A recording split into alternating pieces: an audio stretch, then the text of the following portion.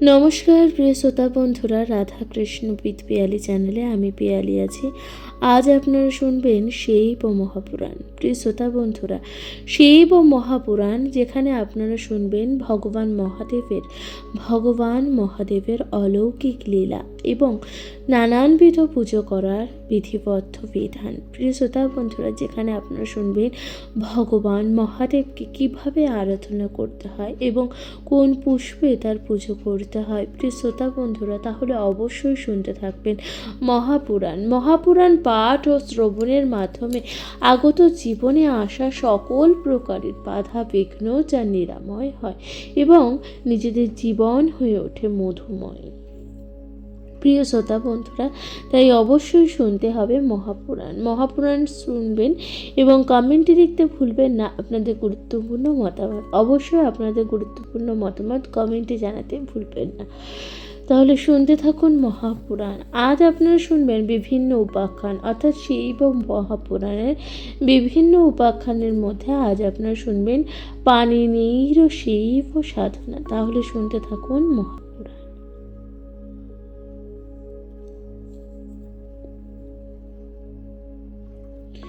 একদিন শৌনকাদি মুনিগণ মহামুনি লোমহর্ষককে জিজ্ঞাসা করলেন, হে মহামুনি, আপনি ত্রিকালদর্শী ব্যাসদেবের শিষ্য, কোনো কিছুই তো আপনার অজানা নেই।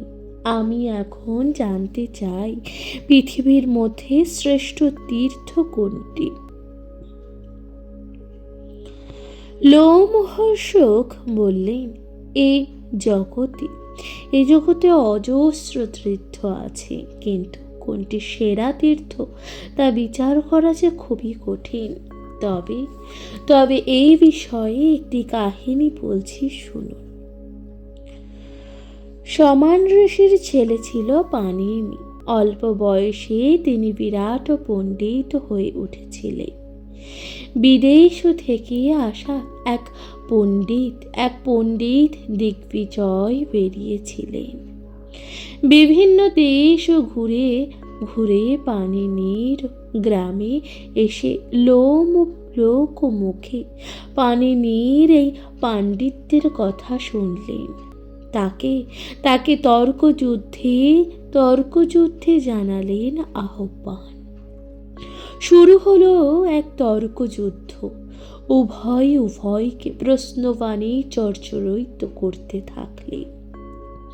তারপর পাণিনি সেই বিদেশি পণ্ডিতদের কাছে হার স্বীকার করতে বাধ্য হলেন। যাকে একদিন দেশের লোক সর্বশ্রেষ্ঠ বলে জানত, তিনি কিনা আজ পরাস্ত। লজ্জায় তিনি দেশ ছেড়ে তীর্থে ঘুরে বেড়াতে লাগলেন। অবশেষে তিনি কেদার তীর্থে এসে পৌঁছালেন। কেদারনাথের মন্দির দেখে পাণিনির খুবই ভালো লাগলো। পাণিনি স্থির করলেন যে আর কোথাও না গিয়ে এখানে বসেই তিনি শিবের আরাধনা করবেন।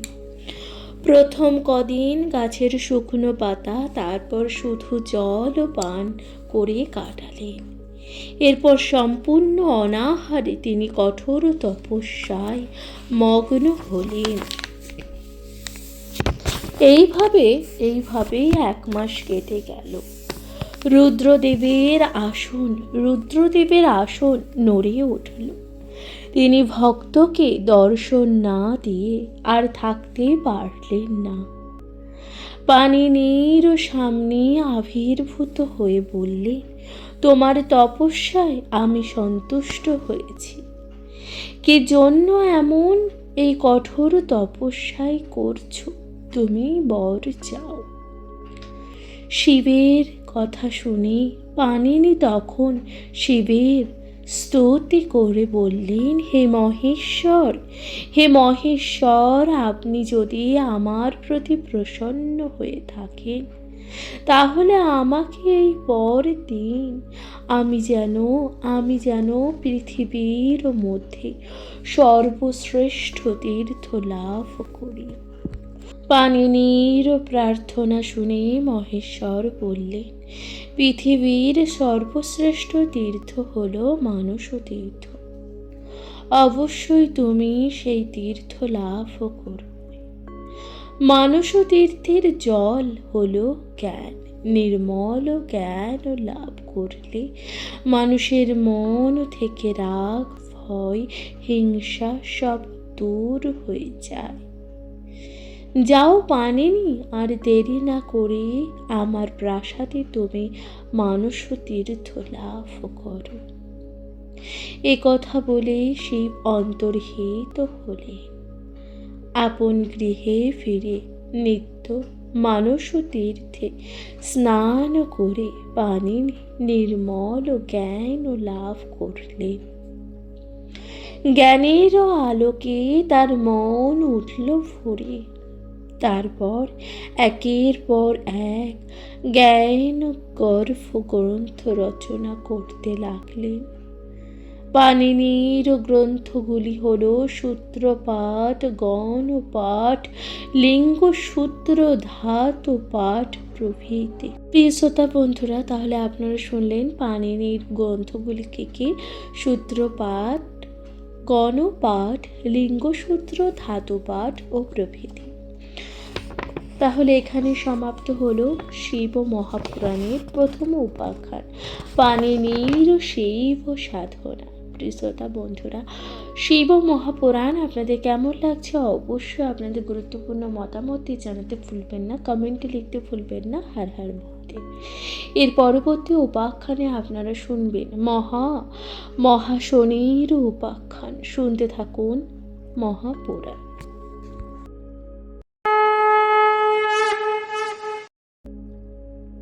নমস্কার প্রিয় শ্রোতা বন্ধুরা, রাধা কৃষ্ণ পেত পিয়ালি চ্যানেলে আমি পিয়ালি আছি।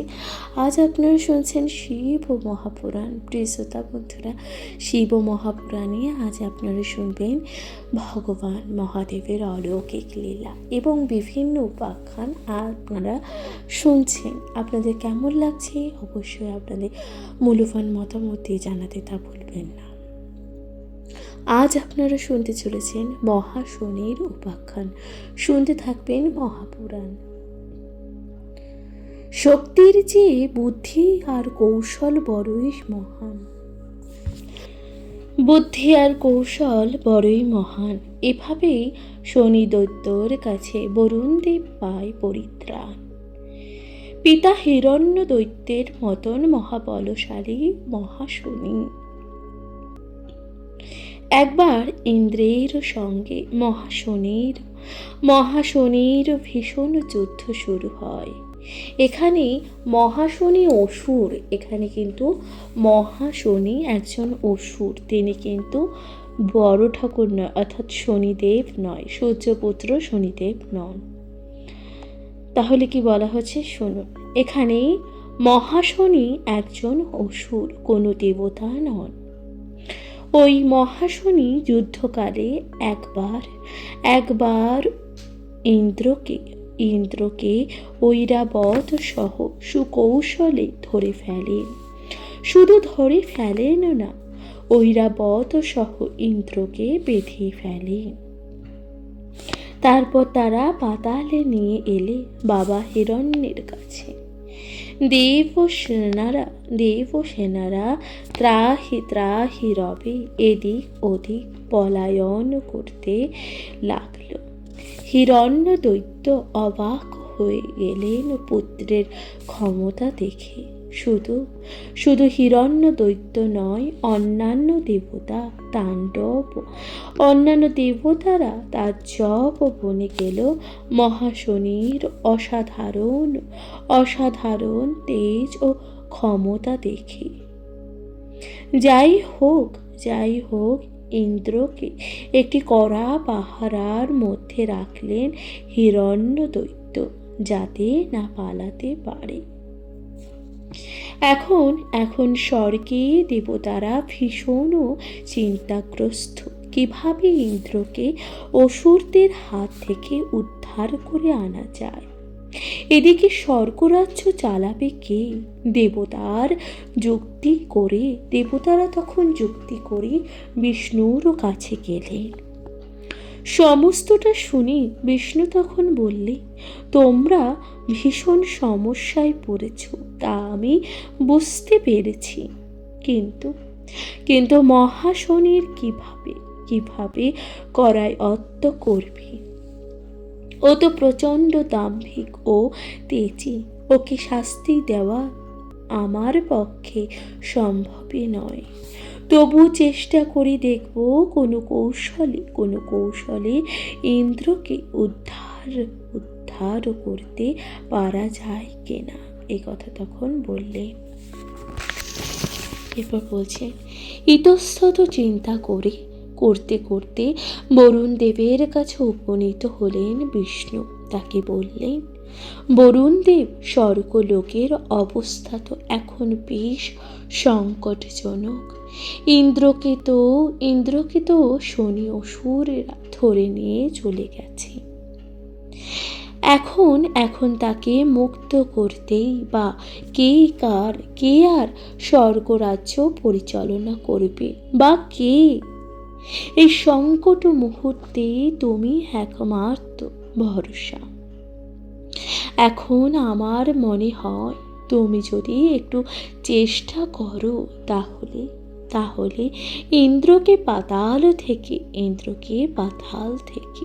মুক্ত করে আনা যেতে পারে। কিন্তু বিষ্ণু শিবের কাছে না গিয়ে বরুণের কাছে গেলেন কেন?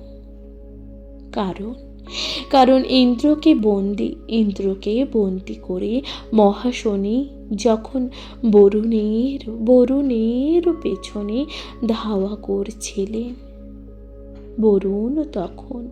বরুণ তখন বুঝতে পারলেন যে এ যাত্রায় আমার আর রক্ষা নেই। আমাকে শনি দৈত্য লাঞ্ছিত করবেই। তাই বুদ্ধি ও কৌশল করে মহাশনিকে সাদরে আমন্ত্রণ জানিয়ে নিজের কন্যার সাথে তার বিবাহ দেন। ফলে মহাশনি বরুণের কোনো ক্ষতি না করে বারুণের সঙ্গে সমুদ্রকে যৌতুক নিয়ে চলে যান। এই কারণে বিষ্ণু নিজেই এসেছিলেন বরুণের কাছে। বিষ্ণুদেব নিজেই এসেছিলেন বরুণের কাছে। বিষ্ণুর কথা শুনে অনতি বিলম্বে বরুণ চললেন পাতালে জামাতা শনির সাথে, অর্থাৎ মহাশনির কাছে।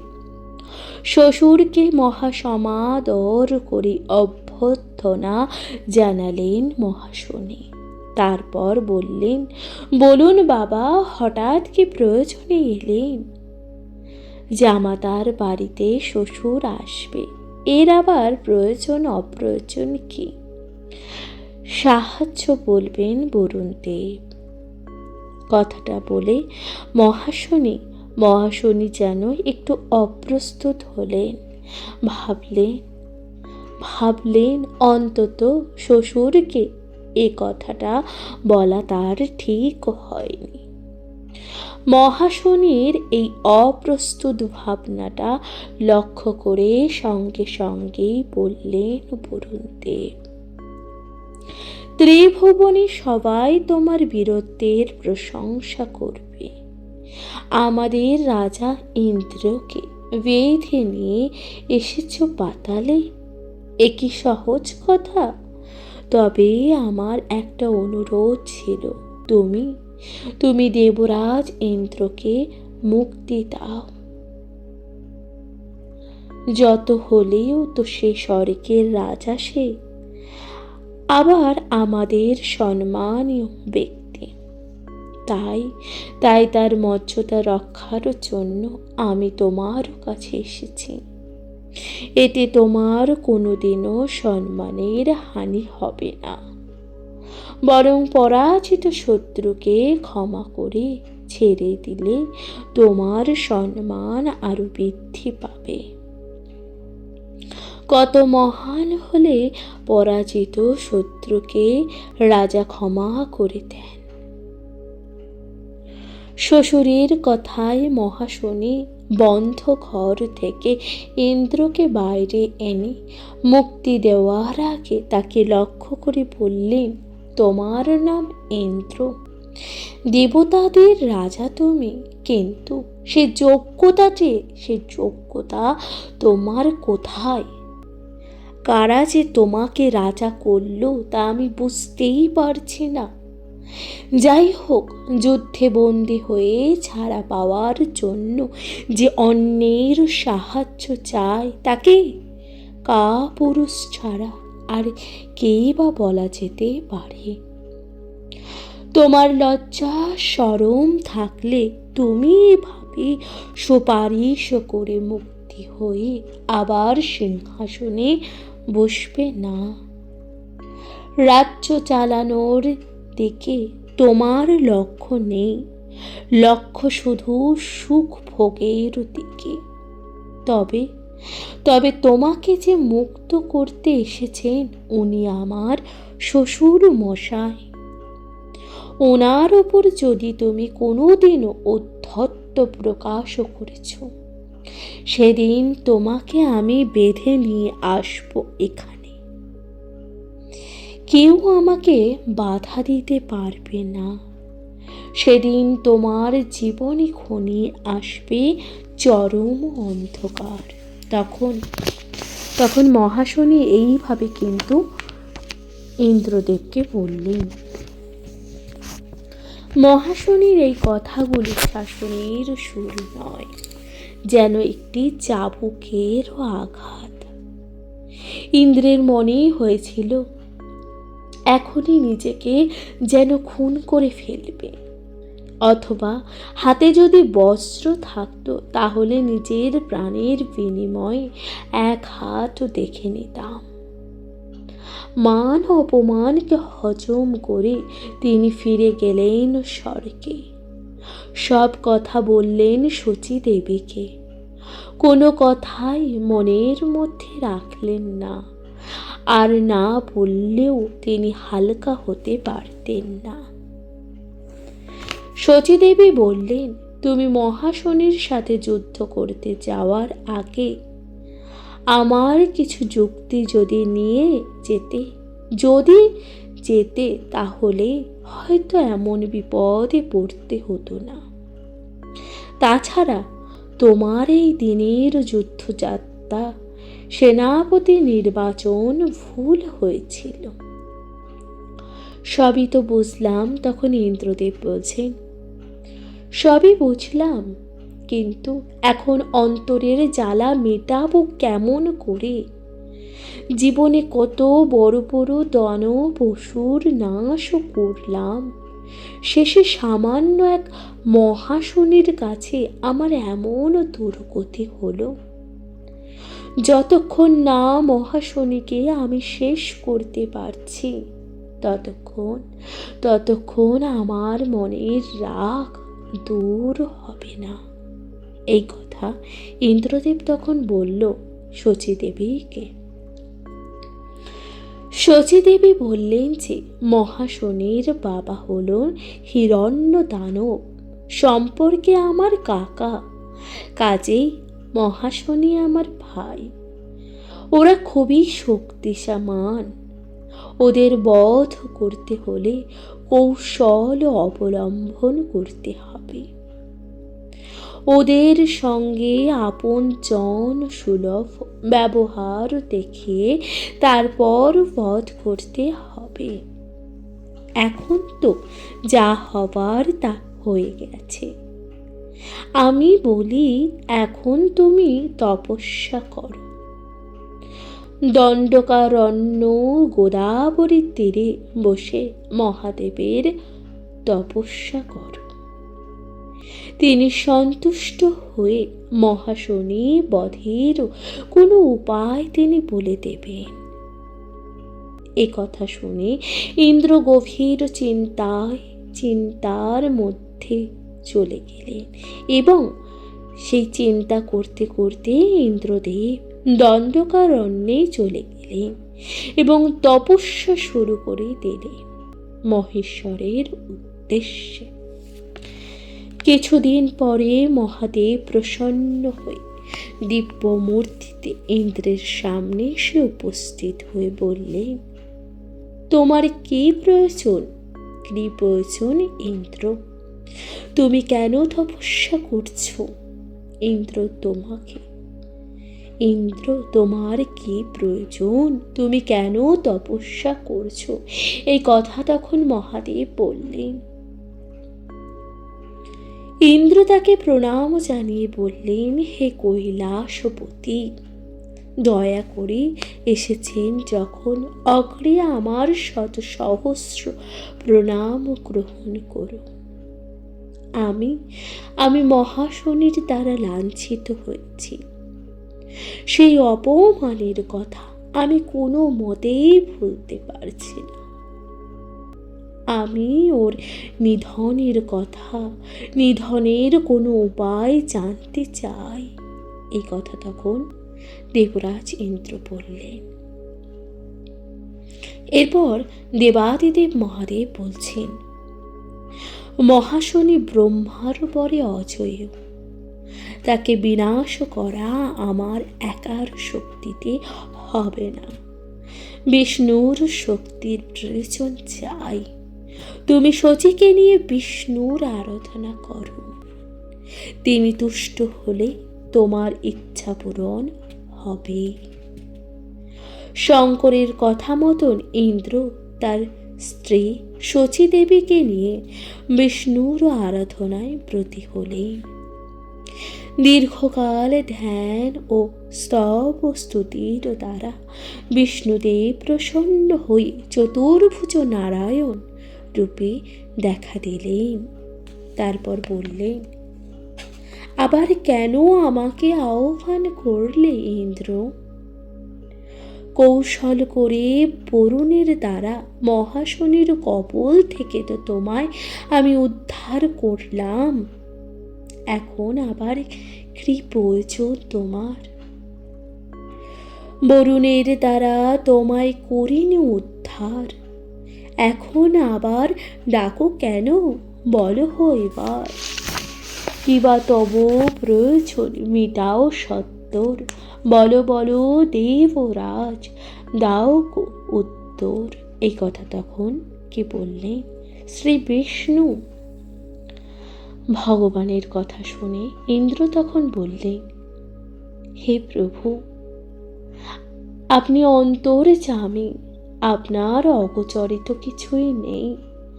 আমি মহাশনির বিনাশ দেখতে চাই। সে যেভাবে সেদিন আমাকে অপমান করল, তা যদি আপনি শুনতেন তাহলে আপনার রক্ত উষ্ণ হয়ে যেত।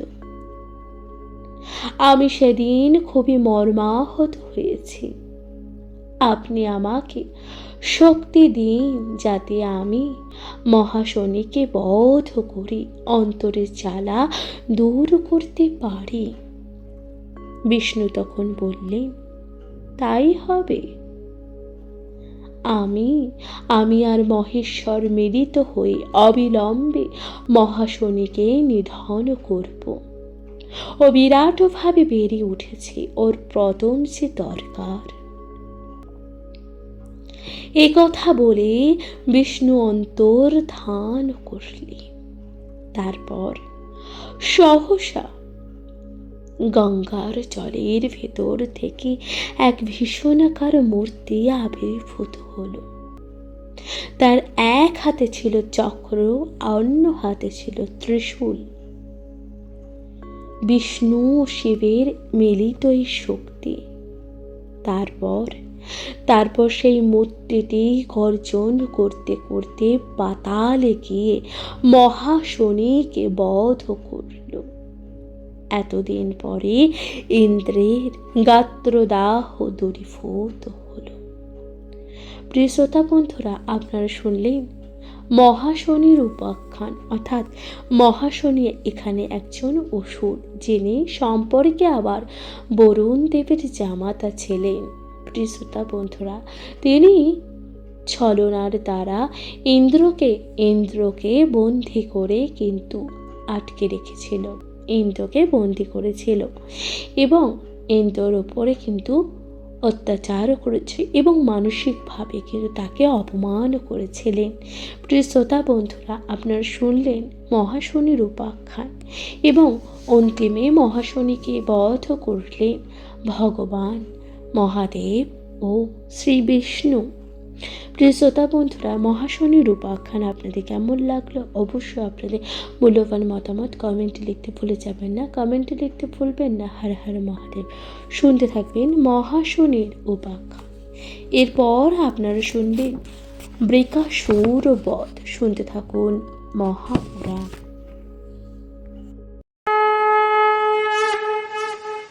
নমস্কার প্রিয় শ্রোতা বন্ধুরা, রাধাকৃষ্ণ বিদ পেয়ালি চ্যানেলে আমি পেয়ালি আছি। আজ আপনারা শুনছেন শিব মহাপুরাণ। প্রিয় শ্রোতা বন্ধুরা, শিব মহাপুরাণে আজ আপনারা শুনবেন বিভিন্ন উপাখ্যানের মধ্যে আপনারা শুনতে চলেছেন বৃকাসুর বধ। শুনতে থাকুন মহাপুরাণ। শকুনি নামক অসুরের পুত্র ছিল দুষ্টবুদ্ধি বৃক। এই জগতের সবাইকে সে বিনাশ করতে চায়, কিন্তু কেমন করে? বহু চিন্তা ভাবনা করে শিবের তপস্যা করলেন। কঠোর সে তপস্যা। এক পায়ে দাঁড়িয়ে ঊর্ধ্বপাদে, জলের মধ্যে ডুবে আবার অগ্নির মধ্যে বসে অনাহারে তপস্যা করল বৃক। মহেশ্বর বর দিতে এলেন বৃককে। বৃক বর চাইলেন, আমি যার মাথায় হাত দেব সে যেন ভস্ম হয়ে যায়। এরপর মহেশ্বর বললেন, মহেশ্বর আগে আগে পাছে কোনো কথা চিন্তা না করে সেই বরকেই দিয়ে দিলেন। তারপর চলে যেতে উদ্যত হলো। বৃক বলল, দাঁড়াও শিব, তুমি যে আমাকে বর দিলে তা সত্য কিনা পরীক্ষা করে দেখতে চাই, তোমারই মাথায় হাত দিয়ে। এই বলে বৃক যেই হাত বাড়ালো, মহাবিপদে পড়লেন মহেশ্বর। পালিয়ে যাবার জন্য ছুটতে লাগলেন। বৃক ছাড়বার তো পাত্র নয়, সে ছুটতে ছুটতে শিবের পিছু পিছু করে। বিপদকালে বুদ্ধিনাশ, শিব নিজেই অন্তর্হিত হয়ে গেলেন, ঝামেলায় চুকে যায়। কিন্তু তখন শিবের মাথায় এমন বুদ্ধি জোগায় কে? ছুটতেই থাকলেন। অবশেষে তিনি বৈকুণ্ঠ লোকে উপস্থিত হয়ে শ্রীহরির শরণাপন্ন হলেন। তখন শ্রীহরি শিবকে অভয় দান করে বৃকাসুরকে বললেন, শিব ভাঙল ভোলা। শিব হলো একজন ভোলা মহেশ্বর, তার কথার সত্যতা কি আছে?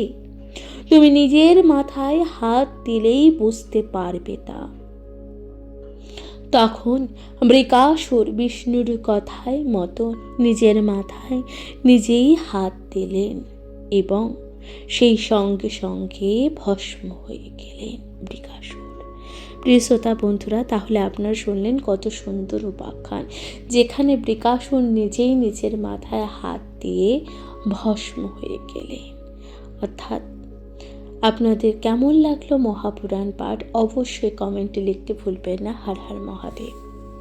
এর পরবর্তী উপাখ্যান আপনারা শুনতে চলেছেন বেদবতী ও তুলসীর উপাখ্যান। শুনতে থাকুন মহাপুরাণ। কমেন্টে লিখতে ভুলবেন না। হর হর মহাদেব।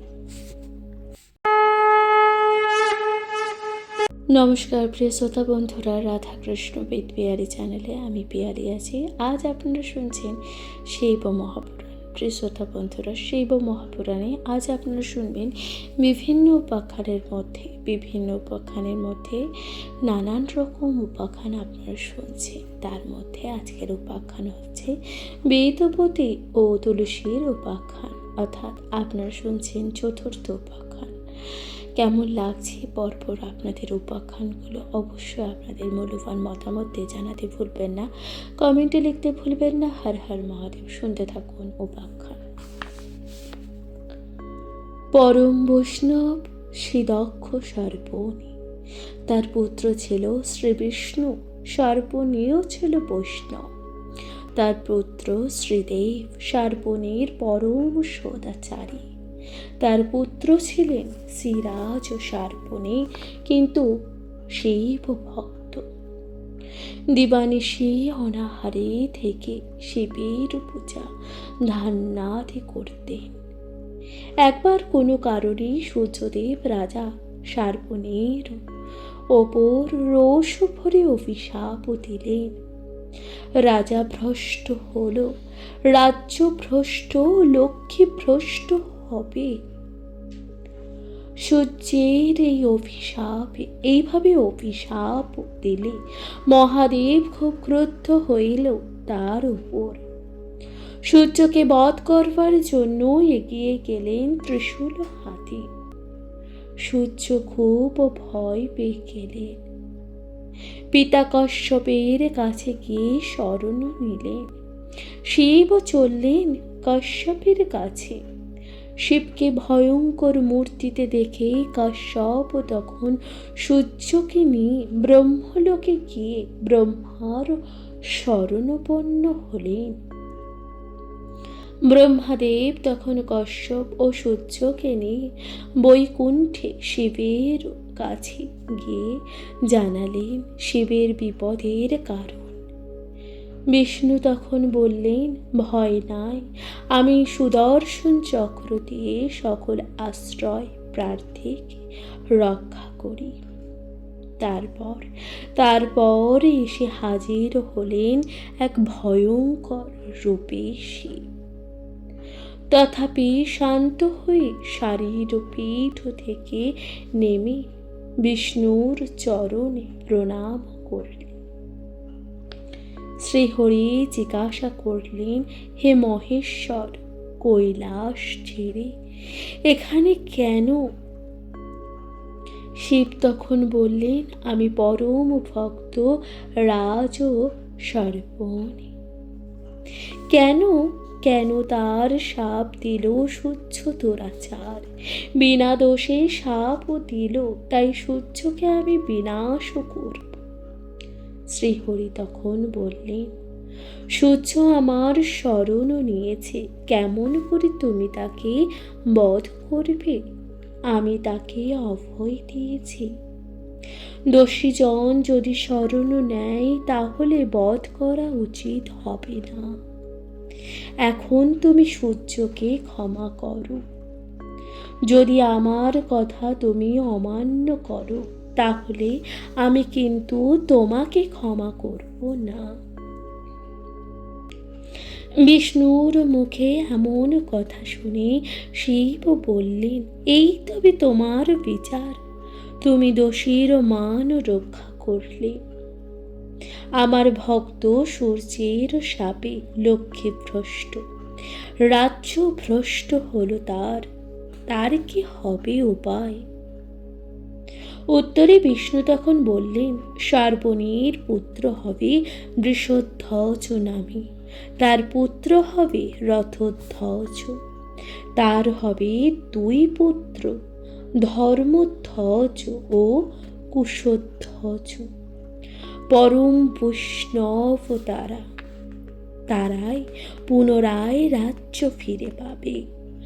কমলার অংশে কুলধ্বজের এক কন্যা জন্ম নেবে, তারই শাপেই মুক্ত হবে। বিষ্ণুর কথা শিব শান্ত হয়ে ফিরে গেলেন কৈলাসে। সূর্য ফিরে গেলেন নিজের স্থানে। তুষ্ট বরদান করে সেই বরের তারা পুনরায় হারানো রাজ্যেও ফিরে পান। আর কুশধ্বজের পত্নী মালাবতীর গর্ভে কমলার অংশে এক কন্যার জন্ম হয়। নামও রাখলেন বেদবতী। বড়ই আশ্চর্যের কথা, সেই কন্যা জন্ম লাভ করে ব্রহ্মার উদ্দেশ্যে তপস্যা করবার জন্যে বনে চলে গেল। সদ্যজাত কন্যা বনে যাচ্ছে, সকলেই শুনলে তো অবাক হলো।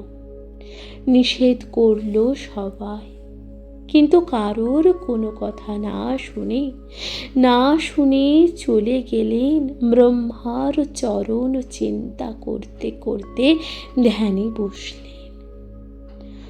সোনার বরণ ক্রমে কালো হয়ে এলো। শিশুকাল থেকে বাল্যকাল ক্রমে ক্রমে এলো যৌবন। বিধাতা খুবই খুশি হলেন বটে।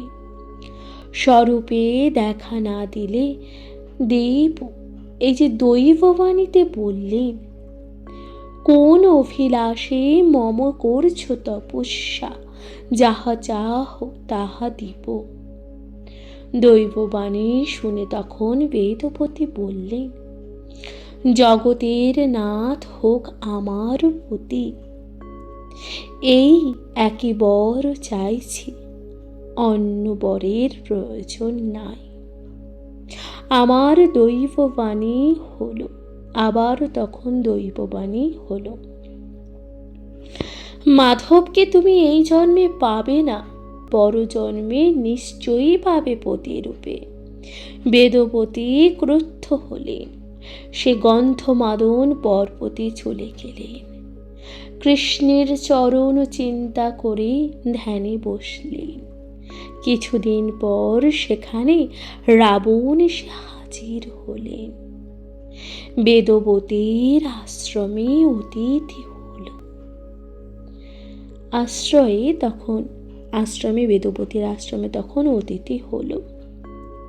এরপর কন্যা তার যথাবিধি আপ্যায়ন করল, কিন্তু রাবণ তার রূপে যে মোহিত। জিজ্ঞাসা করল, কে তুমি লালনা? একা কেন বনে এসে তপস্যা করছো? তোমাকে আর তপস্যা করতে হবে না, আমার গৃহে চলো, আমি লঙ্কার অধীশ্বর। আমার প্রিয়তমা পত্নী হবে তুমি, আমার অন্যান্য রানীরা তোমার সেবা করবে। এ কথা বলে রাবণ কামে জর্জরিত হয়ে মোহ বশে তাকে ধরতে গিয়ে গেল। বেদবতী ভয়ে কাঁপতে কাঁপতে বললেন, ওহে দুরাচারী, তুই আমাকে একাকী পেয়ে মহাপাপ করতে উদ্যত হলি। এর সমুচিত ফল পাবি তুই। এই কথা তখন দেবী বললেন। এই কথা বলে সেই বেদবতী ভীষণ মূর্তি ধরে দাঁড়ালো। রাবণ সেই মূর্তি দেখে ভয়ে অবশ হয়ে পড়ল, তার রতি বাসনা উবে গেল। কন্যা তখন বলল, আমি কেবল শ্রীহরিকে পতিরূপে কামনা করি। আমাকে যখন তুই কামনা করলি, সেই পাপে তুই সবংশ ধ্বংস হবি। এই অভিশাপ দিয়ে বেদবতী গঙ্গার জলে প্রাণ ত্যাগ করলেন। নিজের চোখে রাবণ এই দৃশ্য দেখে ফিরে গেল নিজ রাজ্যে। তারপর বেদবতী রাজর্ষি জনকের ঘরে সীতা নামে অজনী সম্ভবা হয়ে জন্ম নিল, আর রাম রূপে শ্রীহরিকে পতিরূপে লাভ করল। পিতৃসত্য পালনের জন্য রাম বনে গেল। রাবণ সন্ন্যাসীর বেশে সীতাকে করল হরণ। তারপর রামচন্দ্র রাক্ষস বংশ ধ্বংস করতে গিয়ে ধ্বংস করলেন এবং দেবী সীতাকে উদ্ধার করলেন। এতক্ষণ কুশধ্বজার কন্যা বেদবতীর কথা বলা হলো। এবার ধর্মধ্বজের কন্যার কথা বলবো। ধর্মধ্বজের পত্নী ছিলেন মাধবী। 100 বছর গর্ভধারণ করে কমলার অংশে কার্তিকী পূর্ণিমায় শুক্রবারে এক কন্যা প্রসব করলেন মাধবী কন্যা, মাধবী সুন্দরী কন্যা। জগতে যার তুলনা হয় না, তার নাম রাখলেন তুলসী। জন্মমাত্রই সেই কন্যা চলল তপস্যার জন্য বদরিকাশ্রমে। আত্মীয় স্বজন সবার নিষেধ সত্য শুনল না কারোর কোনো কথা। নারায়ণকে পতিরূপে পাওয়ার আশায় তুলসী তখন 1,00,000 বছর তপস্যা করল। অতি কঠোর সেই তপস্যা। সেই কঠোর তপস্যায় ব্রহ্মাদেব তখন দেখা দিলেন। প্রিয় শ্রোতা বন্ধুরা, আপনারা শুনছেন বেদবতী ও তুলসীর উপাখ্যান। অর্থাৎ আপনারা শুনলেন এই যে বেদবতী কে ছিলেন। বেদবতী ছিলেন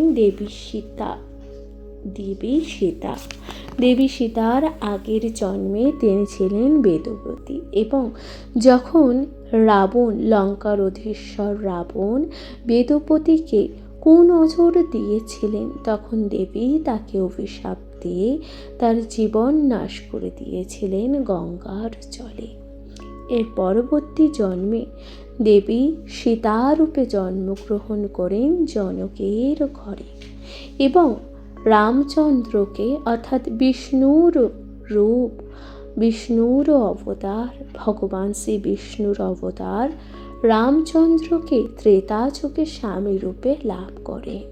প্রিয় শ্রোতা বন্ধুরা, আপনারা শুনলেন দেবীর উপাখ্যান। কেমন লাগলো আপনাদের শিব মহাপুরাণ অবশ্যই জানাতে ভুলবেন না। এর পরবর্তী দিন আপনাদের সাথে পাঠ করে শোনাবো দেবী তুলসীর উপাখ্যান। শুনতে থাকবেন মহাপুরাণ। কমেন্টে লিখতে ভুলবেন না। হর হর মহাদেব।